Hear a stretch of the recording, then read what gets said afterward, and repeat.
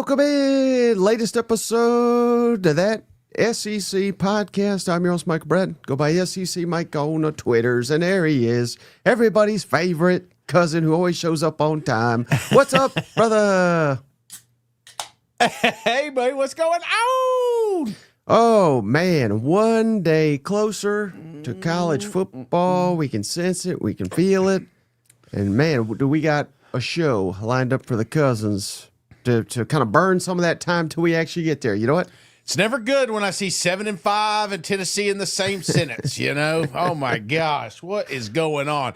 Hey, we are 15 days away from SEC football. I'm absolutely pumped up, brother. It can't get here soon enough. You know what I'm saying? It's like when you were a kid and it hit Christmas, you know, it's like December, and then you find out you're out of school the next week, you know what I'm saying? But right. Christmas is still a little bit that's kind of what it feels. The same sensation. And I just can't wait to open up those presents, and the presents being college football. Absolutely. But the only thing, Shane, that makes college football even better. What's that? Wagering on it. So go on over to MyBookie, mybookie.ag. That's the website. Put in that promo code, Shane, SEC, when you put in your initial deposit, and they will match it 100% over at mybookie.ag, presenting sponsor all football season long. Go put you a mateer or two on your favorite team to win big this fall, Shane. You know what? Absolutely. But tear it up. I love it. I love it. And it is 100% deposit match. Remember, guys, do it now, because if you don't later in the season, they may switch it back to the 50%. So take advantage of it while you can. And when you get some of that earnings, Shane? Yeah. Head on over to Tennessee Ledge and buy you a bottle of the good stuff. Come on now. That's how we'll be celebrating all football season, is by going over to Tennessee Ledge's distillery. Yes. And getting some good, fine bourbon over there. You know what? Hey, and if you want to try it, you're not in the state of Tennessee, just go to your local package store. Tell them you need some Legend on the shelves, and I tell you what, you cannot go wrong. Born and raised, Sevierville, Tennessee. This is like drinking. Well, that sounds gross. No, I was about to go somewhere I shouldn't have been. This is awesome. Be sure to try it out. Make sure you get some sent to you. And if you are in Sevierville, this Friday, I'm going to be up there to the Paint and Sip, 7 o'clock at the Sevierville exit, or right off 407. So I'm looking forward to seeing folks up there. Hell yeah. Yeah. You don't have to paint. You just got to sip. But you know what you do got to do, Shane? What's that? We got to honor the legend. The legend is back. Legend, cousin JR has done it again. Shout out JR, Shane. He just gifted a membership to Initiate 5497. Initiate. Welcome to the family. Courtesy of JR. The memberships in this podcast are brought to you in part by cousin JR. And not to be outdone, Shane. There he is. The legend, Stephen Up. He has gifted a membership. Always showing up for them boys in Tuscaloosa. It's Stephen Up. Roll Tide. He Thank gifted you, cuz. Shane to Mike Free. Mike, welcome to the family. Courtesy of the legend. Stephen Up. We appreciate you, buddy. So, man, like I said, football's in the air. Yeah. We're going to need Mike A says we need more Cherokee Cooch in here. I hope he's watching. But how about Jeez Louise says Picasso Shane about to get shit-faced. Hell yeah, man. It's funny because we're doing it's like a couple thing. So like I'm painting her, she's painting me. Uh-oh. And I told him, I said, you better make sure they got enough blue paint because I'm coming. Well, Shane, let's get into the action. Okay. There's a lot to cover here, right? Yeah. And we got some updates on some quarterback competitions, Shane. So first, let's get, because I think this is the biggest one of them all, really. I think this is the one that could determine, how good Missouri is this year. And shout out to our buddy, Gabe Diorman, Power Mizzou. I caught one of his shows today, Shane. Yeah. And this is what he said, word for word. I wrote it down. And again, this is straight from Gabe. Well, I don't know if there's anybody that does a better job covering the Missouri Tigers than old Gabe. He predicts Bo Pribula will be Missouri's starting quarterback. And now here's what he says, though, because I want to make this clear. this is word for word. This is not a guarantee. Eli Drinkwitz has not made the decision, but Gabe says, I would be surprised if Bo Pribula is not the starting quarterback when Mizzou plays Central Arkansas. So thoughts on that, Shane? Any surprise? Does that change anything? What's your thoughts? No, I don't think it changes anything, man. Because I was talking Mizzou earlier, and I just feel like this year, the quarterback, in fact, what I thought is not the linchpin. You know what I'm saying? It's not the reason that we're going to have success or failure in Missouri. I think we get back to the running game. I feel like we lean hard on that defense. We're in a spot here, Mike, where I really do think we've got a couple of good choices in Columbia. And as opposed to what we had last year, when Brady got hurt, it felt like this whole offense fell apart. I don't think that happens. Definitely not week one, but you got to have it dialed in by that September 6th matchup with Kansas. Well, let me ask you this then, because I think it's only natural, because you got me thinking now. Yeah.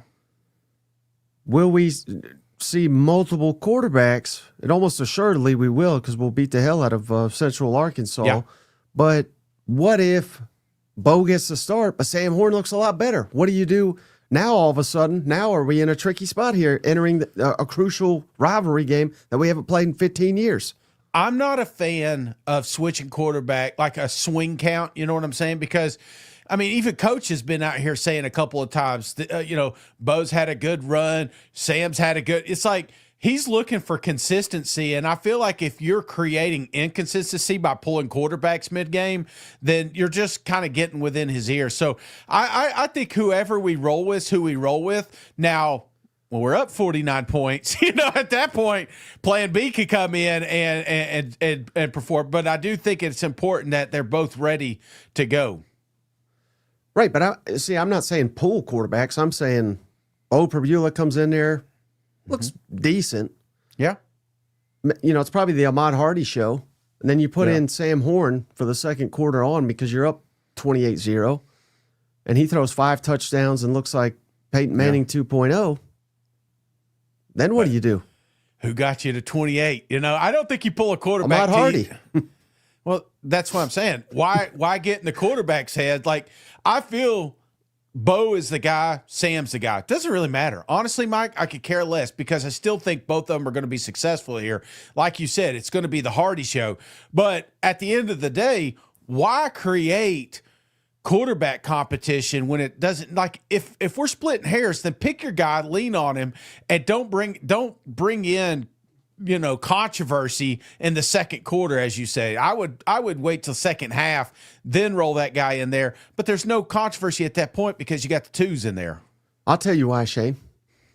Because some players are practice players and some players are game players. Josh Dobbs couldn't get the starting job at Tennessee until they had to throw him into action, and they said, well, my God, this guy looks like $1 million out there. But you also said they're up 28 points. Now, I know what you're doing, Mike, and it ain't going to work today. What if it's 2 defensive touchdowns, Mike? If and it's Bo's thrown 2 picks? If it's 14-0 at half and we roll Sam, then yes, I think we found us a quarterback. But no, if it's 28 at the end of the first quarter, I'm not playing. And I don't think Drink, if you gave him true serum, he doesn't want that. He doesn't want quarterback controversy. He wants to lean on a guy, but it's a delicate situation. You got Sam that's stuck around, that's fought like hell to get out there, and who knows, he may be the best quarterback. He may be the future, but it may be Bo show. And if it's the Bo show, then don't get Sam's hopes up by thinking, stringing him along. I'm trying to fluster you. I'm doing a good job. Jeez. You know who's not flustered, Shane? Who's that? Our buddy, Cousin Kyle Lovingood. Shane gave us $10. Mike and Shane, beer on me. We inspired him, Shane, to do a Fighting Texas Aggie content. Come on. Aggie Edge YouTube channel just made my season prediction for the Aggies. Go check it out after the show. So shout out Kyle, Cousin Kyle, man. We appreciate you. And hell yeah. Man, go check out Aggie Edge, man. That sounds pretty awesome. You better have one fishing episode in it or I ain't watching it. All right. Well, hey, then speaking of quarterback competition, Shane, again, we kind of hit on this already. Yeah. But it sounds like old Joey Aguilar making strides here. Many people, I want to credit all the people that I've seen saying this, Shane. John Reed was the first one. Shout out Fox Sports Knoxville. Austin Price, literally the GOAT of Tennessee media. And even old Pete Dankos, who broke the Nico news. They're all saying, looks like Joey Aguilar will be Tennessee's starting quarterback. Again, nothing official yet, but I think it is basically like a foregone conclusion. It will be Joey Aguilar against Syracuse in the opener in Atlanta. Any thoughts on that? I love it. I mean, again, you don't want this thing dragging out. We're 15, 16 days in Tennessee, so it's 17 days away from a football game, man. This isn't Central Arkansas. This is a Syracuse football team. I keep saying it. It's a team you can get beat by. So I need Joey, a guy that wasn't in this offense last year, to get all the reps, because it's very crucial the next couple of weeks to kind of get that dance with that offensive lineman, with those wide receivers and tight ends, get this offense in sync. Well, shout out cousin Robert. Shane, he's got an excellent question, though. Yeah. What if Tennessee's down 28-0 at Mississippi State? Then what do son you of do? Well, how do we keep doing this, Mike? Now, that's what I don't think. Now, here's my read on this one, right? Yeah. Again, I don't want to bury the guy because who knows? He may be looking like $1 million. But I have seen Merklinger play a couple times. Yeah. I don't think he's your guy. So this tells me more than anything. Joey's your guy. I like the freshman McIntyre. Hell, every time I've seen McIntyre play, he looks like $1 million. I think he's the future right now in that room. The leader going into next year will probably be George McIntyre to be your starting quarterback. But I think this is all about getting Joey Aguilar accustomed to the system and getting him geared up for that Georgia game. Because if he doesn't look like $1 million against Georgia, you got no shot. I think you need your quarterback to be a star player. You probably don't need him the vast majority of these games. Yeah. But Georgia, at Bama, maybe Oklahoma, and likely at Florida, the quarterback's got to lead you. And I think they need to. I think they realize that, and they're going to stop fooling with the competition and just give them the ball. Biggest competitions, obviously, I think Tennessee and Missouri right now. And if let's just hypothetically say Joe Aguilar, he gets the nod, right? He goes out there, Syracuse. You go over, you're looking at Bo at Mizzou. He gets the week one nod. Which quarterback is most likely to finish the season at either one of those programs? Joey Aguilar, because Heupel doesn't really switch around like that. Yeah, but I mean, would you? Let's just go to Tennessee. I mean, I hate talking about Mississippi like that, but if you pull up Tennessee's schedule, let's just hypothetically say the wheels fall off early. We lose to Syracuse, we lose to Georgia, and let's say you lose to Georgia because of a couple Aguilar picks. Yes, this is the red flag. When Tennessee got them, everybody typed in the YouTube, every Vol fan, Joey Aguilar highlights or Joey Aguilar stats, and they said, whoa, 24 interceptions. But he's got a lot of yards, right? So the issue is interceptions. The Heupel will not stand for interceptions. His quarterbacks rarely throw interceptions. I mean, Joe Milton, people were critical of him. Even Nico. Again, these guys did not throw a ton of interceptions. If Aguilar's throwing a bunch of interceptions and it costs you the Georgia game, then maybe you do throw in someone else, because you got UAB, you got Mississippi State, you got Arkansas. These are all UAB is really the only one I'm looking at here that is like a gimme. But there's no one better in the SEC you'd rather tune up your quarterback than Mississippi State. And hell, who knows, Arkansas, look at their schedule before this. At Ole Miss, at Memphis, Notre Dame. I mean, Sam Pittman could be gone and fired by this point in time. Yeah. So Arkansas, I'm not calling them a gimme. Hell, they own Tennessee. But again, that's another opponent that would be a good one to get your quarterback up to speed before Bama. So, I mean, if Aguilar's a complete bust, I could see September 20th there being a quarterback change. Yeah. And I would think it would be George McIntyre. Or at least the 27th with Mississippi State, I mean, that's a good way to get 35 points for a new quarterback, right? Hey, we're talking all bad about him. Cam, because of Cameron, Shane. Hail steak. Even though y'all don't like steak, I like y'all, and I like the Cuzzos. I give you a hard time just because the more we talk about it, the more worried I get. I'm like, why? When you talk about it so often, it's like, damn, should I? Now I'm kind of worried about Mississippi State, and I hate that. But yeah, we got a lot of good state fans in there. Well, for Cousin Cam, because he gave us a donation, Shane. What game are we talking about? And maybe it is that Tennessee game, but where's a game where, again, have we always been down on Mississippi State? Hell no. I mean, Right. literally my first year in the media was 2014. I said, Mississippi State's the team to bet on to win the SEC. They went number one. I've loved them ever since. But I can't, last year was a travesty, 2-10. They were dog shit. What game do they got to win to where we start to turn the narrative and say, you know what? Jeff Lebby, he is the man for the job. And we were just totally unfair given the program he inherited. It was always going to be year 2 before he started showing signs of life. What game will you have to see for you to start believing in the Jeff Lebby here? I for starters, non-conference, man.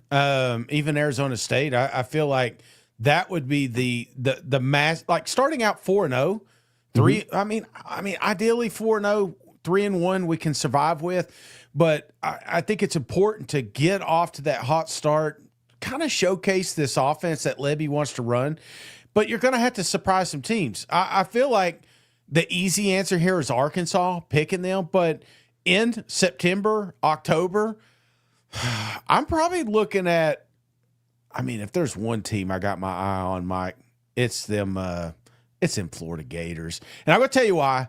Just because some people are high on them, some people aren't. Not this guy. I'm just telling you how I feel. LSU, Texas A&M. Then you've got Georgia, November 1st. You want to talk about an absolute sweet spot, even though it's in the swamp.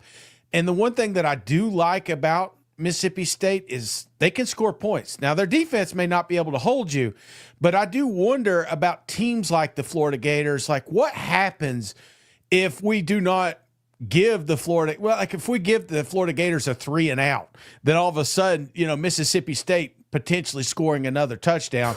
What happens then? So that's my only concern. And if I'm looking at a potential trap game for them Gators, I'm going with Mississippi State. You're firing Napier halfway through That's the season. game. That would be the game right there. They're going to win it all. Florida's going to go undefeated. You sure shit know it, don't you? After all this trash you've been talking, yeah. And shout out Airdolph Wolf. He gave us $1 too, so we appreciate you, buddy. But all right, hey, speaking of quarterback competition, we already hit on this on the last episode. Yeah, I meant to play this, but I did not. I just thought this was kind of cool. I'm liking this Ryan Grubb, Shane, Alabama offensive coordinator, and I think Alabama's offense, a big reason why I'm buying in this year, Shane, is because we got Ryan Grubb back, Kalen DeBoer and Ryan Grubb. It's like peanut butter and chocolate. You know what I mean? It's just like heaven over here. So, and while DeBoring is very DeBoring, Ryan Grubb is very entertaining. Why did Alabama make this decision, and why did Ty Simpson win the job? Let's kick it over to old Ryan Grubb. I didn't know about the opening statement. Hey, guys, Ty Simpson's our starter. How's that? Pretty good? Okay, let it ride. What do we got? Why is Ty Simpson your starter? There we go. Good follow-up. Ty did a really nice job of taking care of the football. I think number one, I think Ty is an incredible playmaker on the move, and I think from there, guys like that, you worry, are they going to be able to train themselves to be able to take care of the football? And I just even the room in general, Ty led that charge, but Ty didn't throw any picks last week. He's thrown 1 all camp.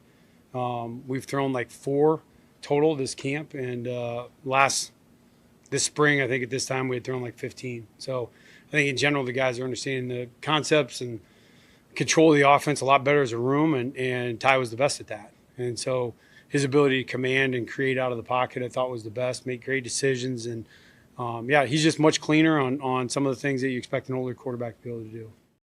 Oh, buddy, and was that a shot at old Jalen Milroe? I mean, I'm not saying it was. 15 interceptions last camp. Ryan Grubb wasn't even there, yet he knows the interception totals for old Milroe. But And maybe that was Ty Simpson too, throwing interceptions last year, and now he's progressed. That's probably more what he was going for. But I don't know, Shane. The more I hear from Ryan Grubb and DeBoring, and I'm lucky, Shane, that I jumped on this Alabama bandwagon early, because me and Steven Up, I think we're riding it to the college football playoff, maybe even the national championship. Yeah, you're probably right. You and Steven Up and all you guys should just ride down there together. Save some gas money, you know? I can't listen. Coaches, it's one thing to say this, right? And I do worry a little bit, just because they're they've said it multiple times about the interceptions. It feels like that. You ever seen that? Like, it never snows here, and then all of a sudden you get 6 inches of snow.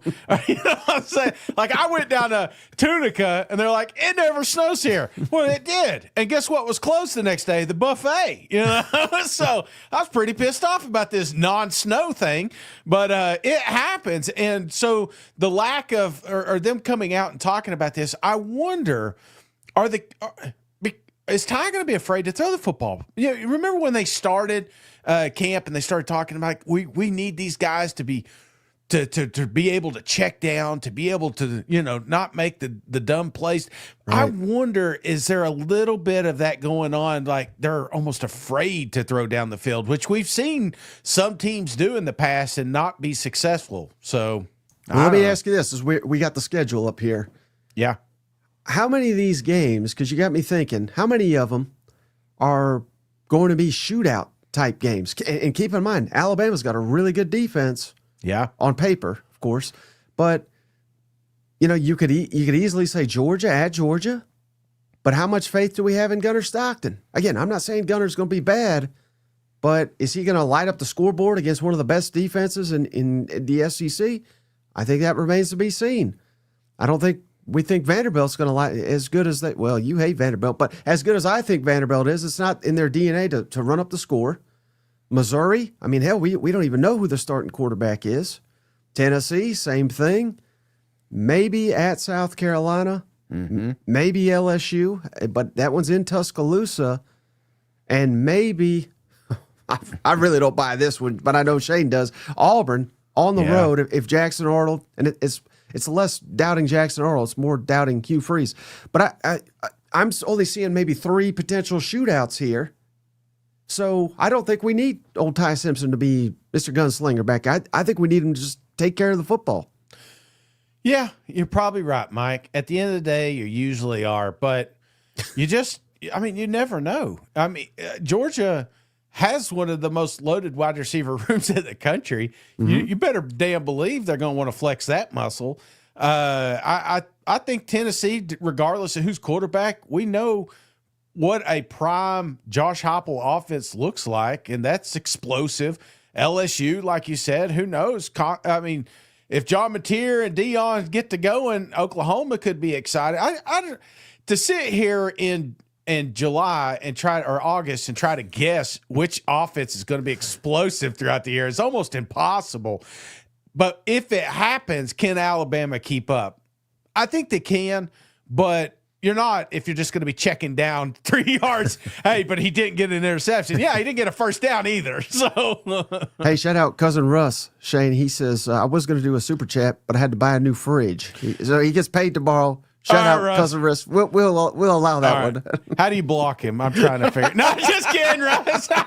just kidding. I know what it's like, man, not having a fridge, brother. It's funny. Power went out, and my wife wouldn't let me open the fridge because she was afraid if I did it, of course, it'd let all the cold air out. So it's like we had to eat everything out of the pantry, which, wasn't a bad thing. But, cold drink was what I was looking for. Hey, all right, Shane, I just thought this would be interesting to talk about. I had someone email me. We give him a shout out here. We had someone on the YouTube comments as well. Multiple people hit me up with the same kind of question here, Shane, about Georgia's offensive line. So I want to shout out Cousin Dylan. He wrote me an email. He said, Georgia's offensive line has very, very slowly gotten worse every single year since Sam Pittman left for Arkansas. And then shout out Tank J on YouTube. He says, well, remember I was kind of questioning Georgia on the last episode. He said, well, the offensive line was injured all last year. That's why they didn't look good against Ole Miss and Notre Dame. Georgia only had 3 games with the same offensive line. And, yeah, remember, Shane, they were 15th in the SEC in rushing, but they had 3 offensive linemen, Tate Ratledge, Jared Wilson, and Dylan Fairchild, drafted in the first 3 rounds last year. And then they had Xavier Truss. He didn't get drafted, but he's already signed with the Denver Broncos. So they had 4 NFL offensive linemen. So I don't know if it's a mix of injuries. I don't know if it's a Sam Pittman. And don't forget Matt Luke either. Yeah. Matt Luke is a very good coach. He's at Clemson now. And all of a sudden, Clemson's offensive line is not horrible anymore. And I credit that to Matt Luke. But what do you think is more the case? So I've given you a lot of information, but they lost talent. They were banged up. But some people are questioning whether this can still be an elite offensive line without Sam Pittman guys, who some of those guys I just referenced were Sam Pittman recruits. They finally kind of filtered out. What is your feeling on Georgia's offensive line going into what could be a critical year? Because you said it, we're all hearing it. They got awesome weapons. But Gunner, is he the guy? It doesn't really matter if you don't have a good offensive line. Right. No, absolutely. I guess the test for me, Mike, is the running game. Yeah. And at the end of the day, what's the one thing that has suffered the most down there in Athens? I mean, this used to be the infamous RBU. There was no doubt in my mind. John Gruden got out there and he just rattled off 10, 15 running backs that have had major success down there. And where did it go? I think the running backs have still been there. They just haven't had the holes. They haven't had the opportunity. So I'm kind of with you here, man. It's one of the biggest surprises, because you would think all these recruiting classes that Kirby Smart's put together, that there would be some elite offensive line, and there has been some highly touted ones go down there. But at the end of the day, we're not talking about the Georgia line being the damn meat eaters like they should be. So, right. Yeah, I kind of surprises me, but, all it takes is one good recruiting class, and they may have them down there. My biggest concern, though, is when we talk to the Georgia guys like the Manziels and everything down there at media days, I didn't get the warm fuzzies that the offensive line is going to be elite this season. Right, and we all know, Shane, with Kirby as your coach, it's maybe not fair, especially when you go 40-plus years without a national title, but then you go back-to-back. Mm-hmm. The expectation is really championship or bust, and I'm talking national championship. Because, hell, I don't see too many dogs, waving the flag. I mean, they're proud that they won the SEC, but they would have traded that for a natty, as anyone would. But if the offensive line, and again, I don't think they're going to be like this huge liability or anything, but if the offensive line is not better, I don't think there's a shot Georgia wins a national championship. With Tennessee, Tennessee's the best part of their team is the defensive line. Alabama's defensive line should be very good. Guy, you listen to Auburn people, they got the best defensive line in the universe. Florida's defensive line is good. Texas spending $1 billion in the portal on defensive line. I mean, they're facing some very tough competition. That's even before they get to the playoff. Can Georgia win it all, Shane, if their offensive line is not better? No, because, Mike, just turn on the Notre Dame game, right? I mean, that surprised the shit out of me is how much chaos that front made. I mean, Gunner was running for his damn life. So, no, that offensive line has got to. The coaching has got to get better. I don't know, man. It seems like a couple of years ago, when they had that 7-foot tight end down there, it just felt like that offensive line was impenetrable, It felt like that these guys are just going to put their knuckles in the dirt, and they were just going to, what does Kirby always say? Break their wheel? That's kind of, that's what they were doing, and then all of a sudden, that stopped. So, I don't know, man. They got to get back to it. Maybe they got the pieces, but they do have the players around them. They do have the defense. I feel like when this offense doesn't have to, win the football game by throwing. The offensive line really love that. They love running the football, and it seems like we've kind of gotten away from it. I just would like to get them back to the running. Hey, shout out to Vol Tiger Shane. He says, hate to be Kirby. Which 5-star do I start? Bless his heart, Oh, and check this out, Shane. So Kyle, he gave us a donation. He says, Cousin Kyle, I'm at the hospital waiting for a new addition to the family. Number 3 should be here soon. That's Dang, dedication. Congrats, on. cousin. He's having a child and he's watching the show. I'm sure his wife's not upset at all.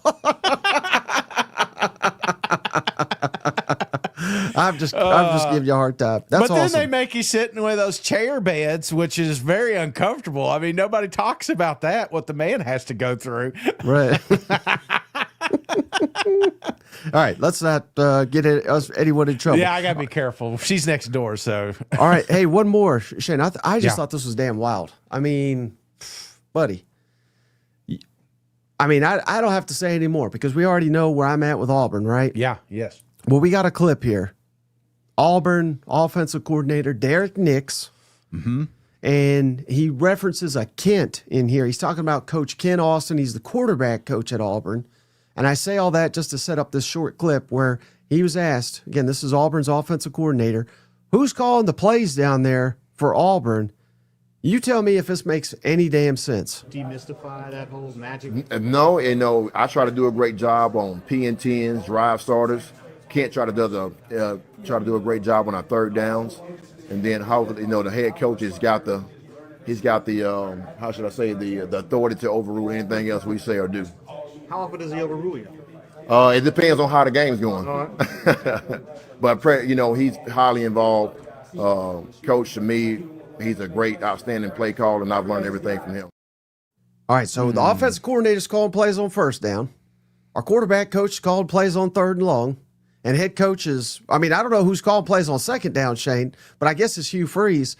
How the hell, can you get anything done? Maybe this is part of the problem. And I'm sure we've all heard the saying, too many cooks in the kitchen. Yeah.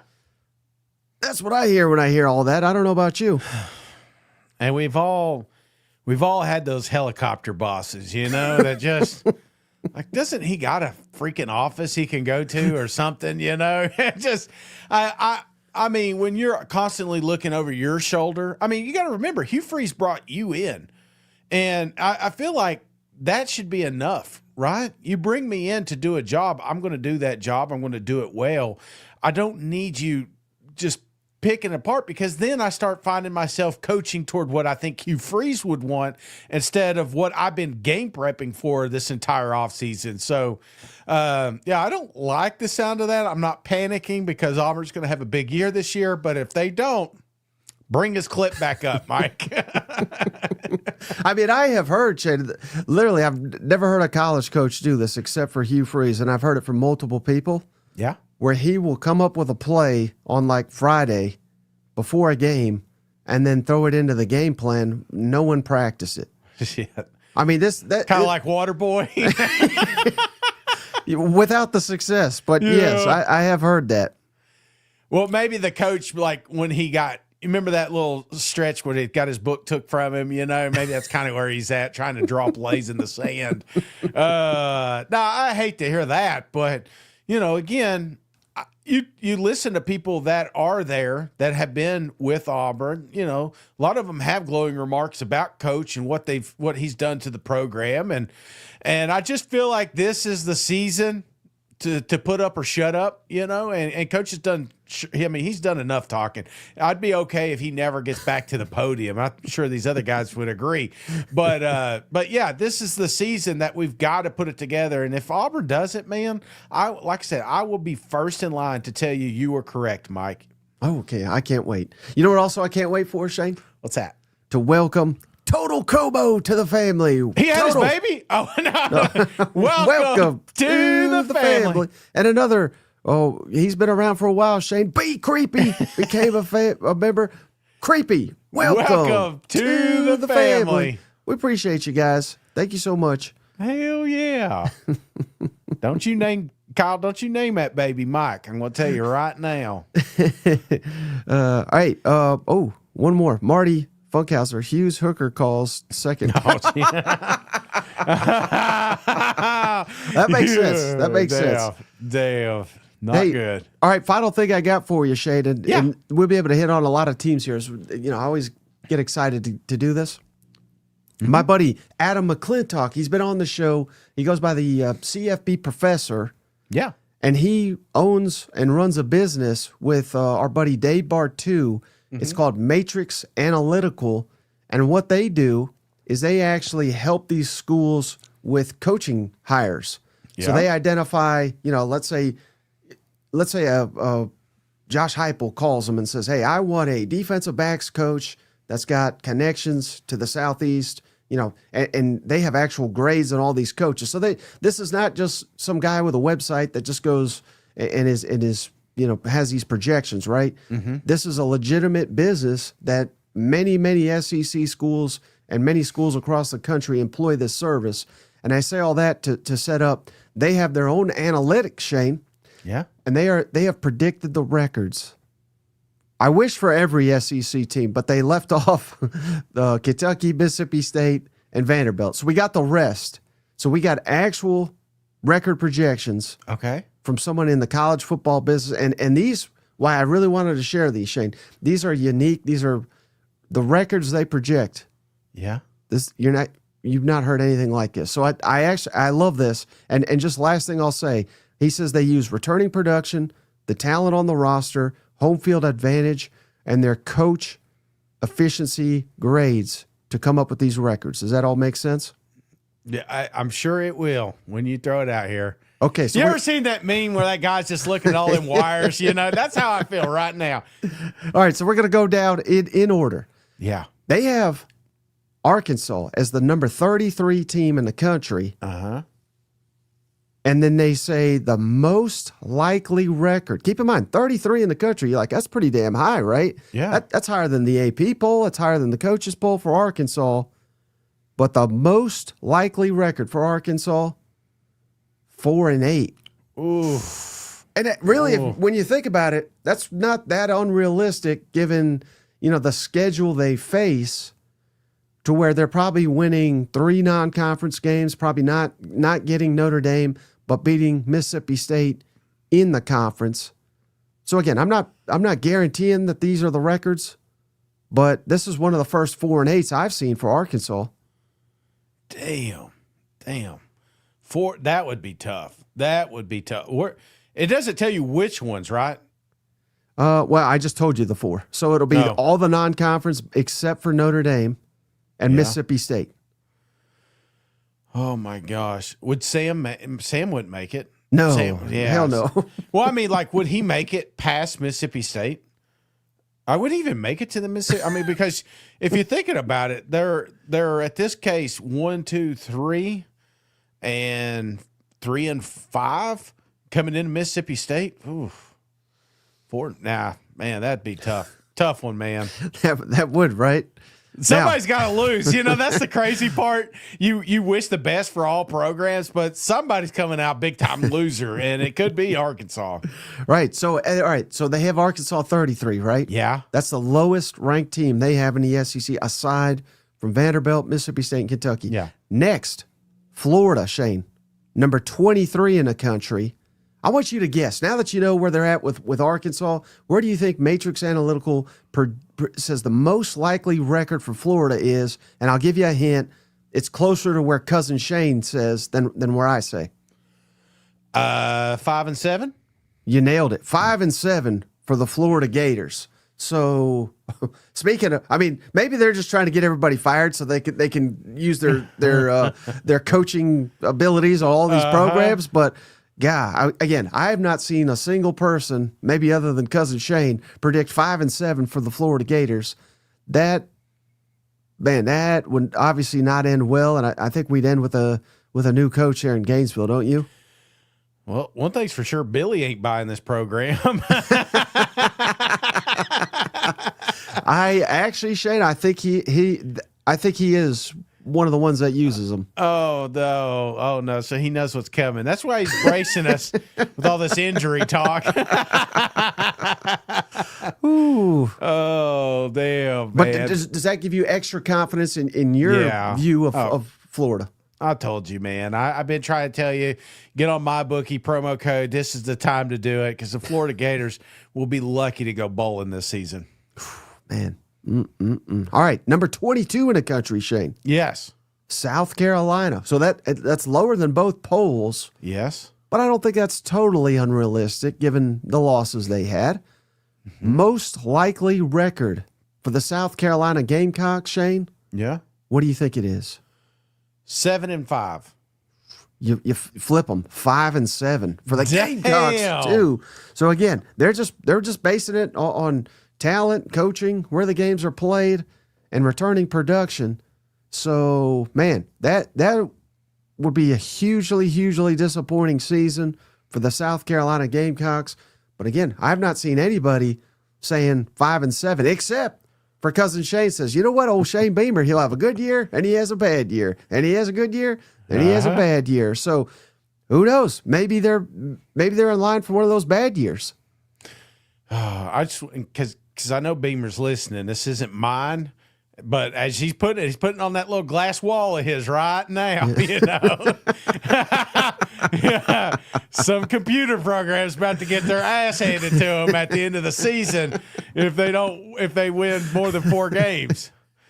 Ooh, man, could you imagine though, number 22 in the country? No, going 5-7. But if you look at it, Shane, that's not possible. Well, I think it is possible because we haven't mentioned Missouri. They're above them.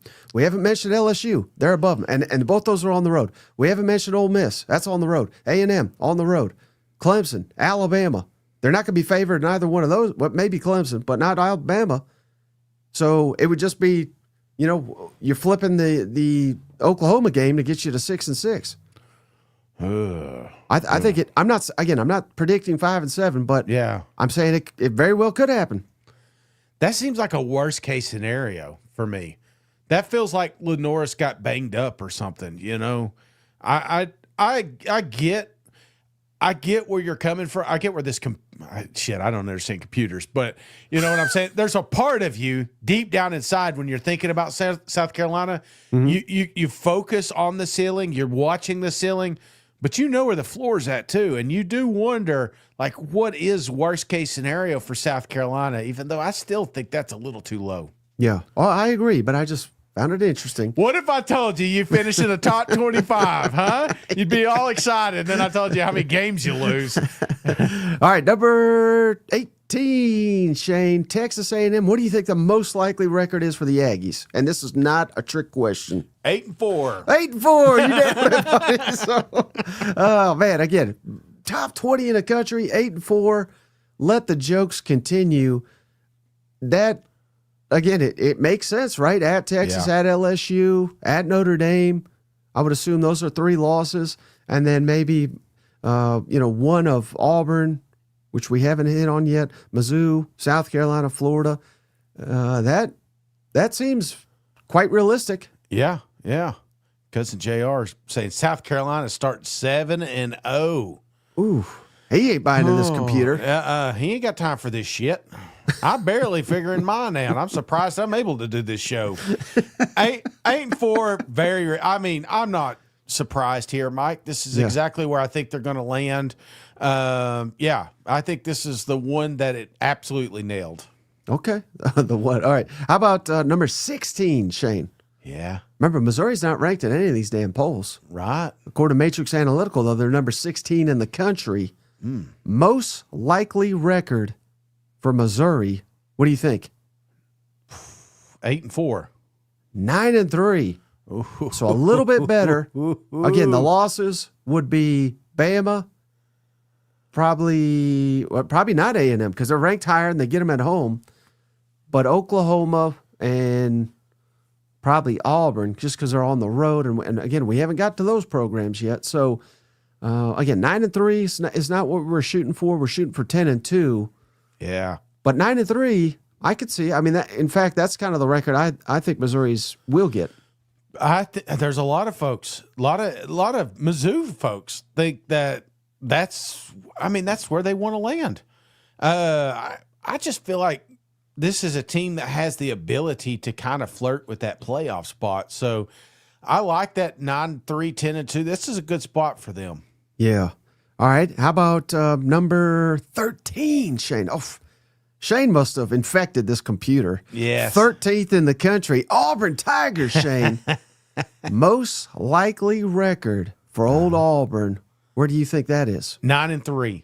Ooh, you're close. They say 8-4. Oh. So even though they're ranked higher, I just figured you're doing this in order. So I'm doing it in order Yeah. of their rankings. yeah. So what this tells you is Auburn's got a much, maybe not much, but a little bit tougher schedule than Missouri. So Yeah. I think Missouri skews it with their schedule. But Auburn 8-4 with losses. Alabama, Georgia. We haven't done Oklahoma yet. And then somewhere between A&M, Missouri. So I could see 9-3. I'm a little surprised that it didn't come up with 9-3 myself. Yeah, 9-3 is what I'm thinking with the placement, but 8. So you're saying 8-4 is what this supercomputer said. Right. It says most likely record for Auburn is 8-4. I believe you're happy, right? I think 8-4. I think that's a good year for Auburn. Yeah. Okay. Just a step in the right direction, and you're Yeah. building towards next year. 26 could be your special season. But you still probably calling him a bad name all offseason. It's like, what would get Mike back on the Hugh Freeze bandwagon? That's what I'm shooting for. So 9-3, you're kind of coming back around, right? Right. I mean, because again, if he loses, let's say to Oklahoma, A&M, Georgia, and Bama, I'd sit around and say, well, who the hell's he beating? Diego? Missouri? You know what I mean? Like, that'd be his best win. Yeah, Baylor, and you're just like, they're probably the ones that made this computer program. Shout out to P5, Caldry, sorry if I messed that up. Miz still on high from yesterday when SEC Mike showed some love to Mizzou, saying we might beat Bama's trap game. Miz. Yeah, that's going to be Alabama's first loss. How much Tennessee legends did you have on that show, Mike? All right, number 12, Shane. Yeah. In the country, LSU. What do you think the most likely record is as per Matrix Analytical for LSU? 9-3. Close, 8-4. Oh, okay. So again, another tricky one. I'm going to keep saying it till it's right. But that's kind of right where I think LSU is going to land. They're going to have to pull an upset somewhere at Clemson, at Bama, at Oklahoma, at Ole Miss. Again, we haven't hit on any of those teams yet. I mean, but still, even though maybe you like the overall, the placement, but 8-4, I don't know if Coach Kelly's safe, man, because what if it's a loss to Clemson, Ole Miss, Bama, and let's just say the away games and Oklahoma. I feel like you're hanging your hat on the Florida Gator win, a South Carolina win, a Texas A&M win, Vandy on the road. Right. I don't know, man. I don't think the LSU fans would. I don't know if they'd handle that. I don't know how they'd handle that. I think he would come back at 8-4. Golly. But he'd be on the hottest seat in the country. Yeah. And now, if he loses to Clemson and Florida, I've predicted that. I think it was even on Feinbaum. If he loses the 2 of the first 3, he's getting fired. Yeah. 2 out of the first 3, huh? Yeah. Yeah. I'm right there with you. 2. Fire his ass, Emergency podcast every LSU game. All right. No, hey, they're high on Oklahoma, Shane. Number 11 in the country. Ooh. Remember, the coaches don't even have Oklahoma ranked. Most likely record for the Sooners. What do you think it is? With that schedule, 7-5. You're close. 8-4. Damn. So we haven't. You navigate 8-4 with that schedule. You not only bringing Venables back, I think you're giving him a raise. Yeah, I mean that's where Oklahoma's at right now. Yeah. Where they'll never accept 8-4 as a good year, but you could legitimately be the number 11 team in the country. Yeah, and you'd be lucky to go 8-4. Absolutely. But Again, I'm thinking Oklahoma gets blessed here the next couple of seasons with the scheduling. So just hang in there, Sooners. All right. Hey, you'll love it. All of a sudden, Shane, you're going to love this damn computer. Oh, I already am because we're just now Tennessee. getting to Tennessee. Come on. Number 9 in the country, according to Matrix Analytical. Yeah. Most likely record for the Vols, Shane. 10-2. You nailed it. 10-2. They only Yeah. have 2 losses, Georgia and at Bama. The rest are wins, most likely, according to Matrix Analytical. Tennessee would be right back in the playoff, wouldn't they? We need to have these guys on again, Mike. We need to have them on. Back to the playoffs yet again. I would absolutely. I mean, this would be awesome. Keep it rolling, son. Liquid says the Matrix is hacked. This is an insane list. Shit. Oh, man. How likely, though, in all honesty, do you think 10-2 is for Tennessee as of today? How likely? I would say 70%. 70% likely. 70%. Oh, yeah. Yeah, I love this. Mike, I obviously I'm a big Orange homer, but this schedule. Oh, yeah, I forgot. You think Florida sucks. So that's not much of a challenge. Yeah, you might be right then. Yeah, Vanderbilt, what's that, you know? What about, does Oklahoma concern you at all? Yes. Yeah, I would say probably if I was like picking, it'd be Georgia, Alabama, then Oklahoma, then Florida. Hell, I don't know if Oklahoma's going to have any guys available, though, by this time, given this damn gauntlet that they're facing. Yeah, got a point there, but I feel like they get up for that game. You know what I'm saying? Because they're gonna be drinking some Tennessee Legend Distillery, which just gifted 5 memberships. So let's give those cousins a shout out here, Mike. We've got Tesla Talk, Gray on Fisher. It's your B, Jeff P, and Growth Mindset. You have all been gifted a cousin. I don't know how you say that, Mike. A membership. Yeah, thank you. Sorry, I've been drinking. I'll let you take over from here. Welcome to the family. We appreciate you, Tennessee Legends. But what about I'm surprised you didn't mention this, Shane. Yeah. Do those pistols not scare you down there November 15th? If I was thinking if it's like a fight, it'd be the Dragon First of UAB. The New Mexico cowboy there. What is that, Rodriguez? You remember he did that ad? And then I would probably say, I don't know, an elephant. I think an elephant would be pretty damn scary if it was chasing you. Hey, shout out Shiny. He says, Cousin Shane's going to be real upset when Aguilar throws another 15 picks. Oh, you misspelled touchdowns.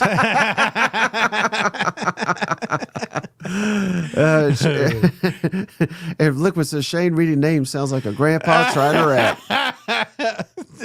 Trying to keep up with my kids' lingo, they'll say something. I got to look it up. Like, is that why? That's not even a word. All right. Hey, Shane, a program we have disrespected all off season. Yes. We haven't hit on them yet. According to Matrix Analytical, Ole Miss, Shane, number 7 in the country. Wow. Most likely record for the Ole Miss Rebels, Shane. What do you think it is? I got to go 10-2. Not good enough, Shane. They've got them 11-1. Wow. Most likely record for Ole Miss, with the lone loss being at Georgia. Damn, that is crazy. I guess we're talking Georgia. All Kiffin does is win. I know. And it just, does it feel like we're not talking about them enough? I know I got my Ole Miss blue on today. I think this is the team that could come out of nowhere. Yeah. But I think they don't deserve the hype after last year, after falling short of massive expectations. Mm-hmm. But again, who's beating them? LSU maybe? Georgia, likely, because it's in Athens. Maybe Oklahoma. South Carolina and Florida are certainly, those are going to be competitive ball games. But, man, I'm stretching to fight. I'm saying these home games are going to be competitive. All of a sudden, if I'm an Ole Miss fan, I get why this is so high on Ole Miss here. This AI was hallucinating. I do wonder, I mean, if that happens, how funny. I don't want to say funny, not for Ole Miss, but they go to an SEC championship, maybe lose that one, and then they drop the first college football playoff or something by I don't know, man. Or they don't even make the playoff because they get beaten so bad in the SEC championship a year after Kiffin says, hey, we don't want to play in the SEC. Exactly. That would be Sankey getting them back. You know what? I feel like there are a couple of coaches that are flirting with elite status, and Lane Kiffin's one of them, right? I mean, you cannot deny what this guy has done, even though I'm not a huge fan, obviously, for what he did to Tennessee. But this is a guy that has paid his dues. Look, he after that USC, he spends time down there in Florida. He doesn't just do one and done. He could have left after 11 wins and went somewhere.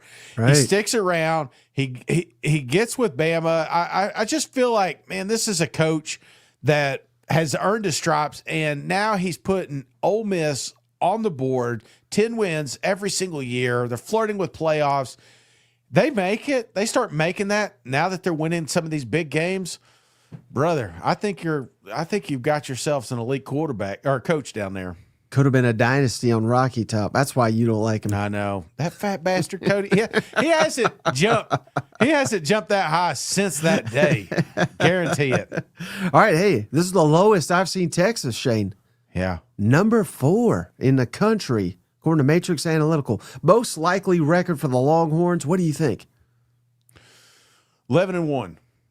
No, because you got to remember, we haven't done Georgia, and we're not going to talk Ohio State, but all these damn computers love Ohio State. 10-2. So 10-2 is the most likely record for Texas, which again, that'll get you in the playoff. That's all you really care about. And if Ohio State or Georgia was a home game, we'd be saying 11-1, 12-0, you know. So again, this is not talking bad about Texas, but I think that makes sense on paper, doesn't it? The only thing that doesn't is comparing the two. So when I say that, say Texas goes, what'd you say, 10-2? Yes. And then you look at Ole Miss over here, they go 11-1. Right. I mean, that means they've got wins over potentially Georgia. Well, probably not Georgia. Not Georgia, not mention but them, everybody else. LSU, South Carolina, Florida, Oklahoma. Right. Well, remember we said Florida 5-7. We said South Carolina 5-7. Oh, well. We said LSU 8-4. Yeah. All of a sudden, it's adding up here. Yeah, my computer ain't computing, so I got you. I got you. Well, speaking of them dogs, Shane, they'll be happy with this 12-0. 12-0. Number 2, Georgia. Most likely record. What do you think? 12-0. 11-1. Shit. That just did that to piss me off. Who did they lose to? Number 1, Shane, Alabama. According to Matrix Analytical, most likely record 12-0. Damn. Buddy, they're buying the Ty Simpson, Kalen DeBoring hype. Again, I just this kind of blew my doors off, Shane, because remember I'm the one saying Bama's going to win the SEC. People call me a crackpot over here, and now all I found is the one computer formula in the nation that's got Alabama number 1 in the country going 12-0. And I'm not sitting here telling you Alabama's going 12-0, but to me that's fascinating. Yeah, I think it's fascinating. Somebody called you a crackpot. Is that what you called it? I don't think I've ever been called a crackpot. But you never been, well, yeah, it's half of Fine Bob's audience have called me that a time or two. That's a Fine Bomb comment, I guess. Yeah, that makes more sense. But no, does it blow your mind? No, I really do think Alabama's going to have a great football team, but 12-0, I don't know if there's any undefeated teams in this conference at the end of the year. I'm just being real with you. What if I could guarantee you they beat Georgia? What's the record for Alabama? I mean, who's beating them?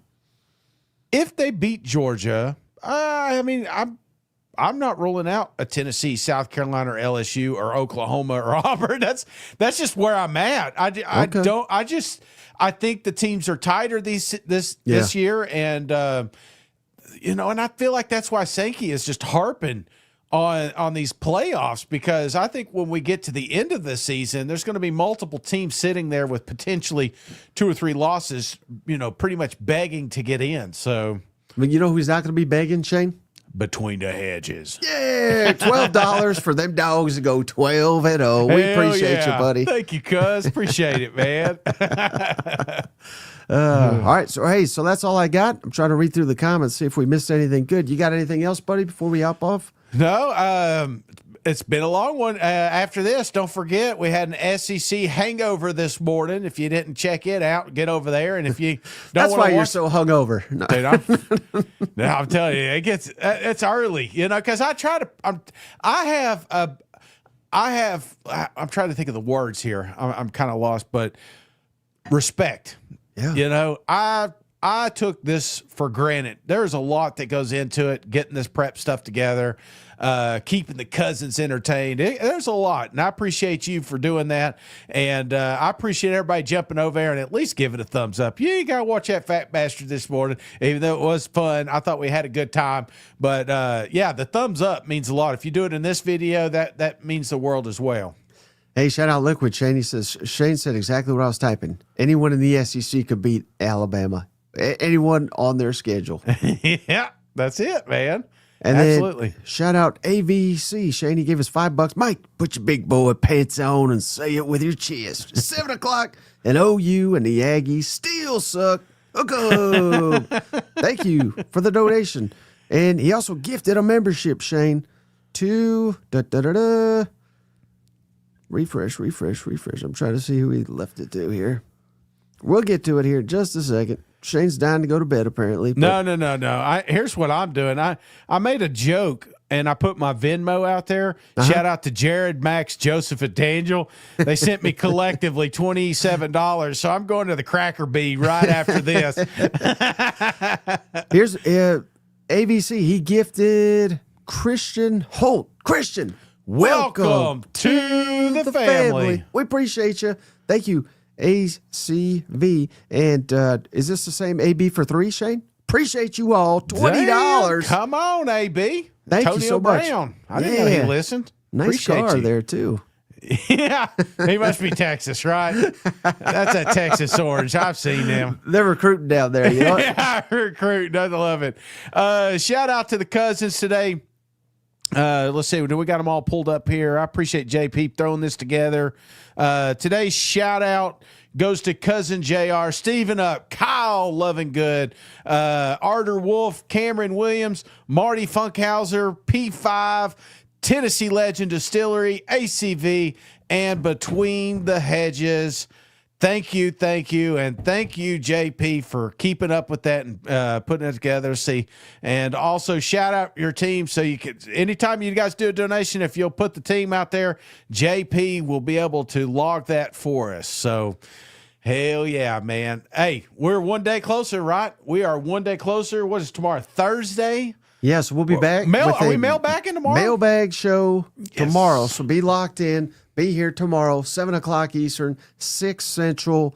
We appreciate each and every one of you. It's going to be the last show for a while for Shane. He's going on vacation. So if you want some cousin Shane, you better show your ass up tomorrow. That's all we got on this episode. Yeah, if you're curious where the hurricane's coming, it's where I'm heading, right? So...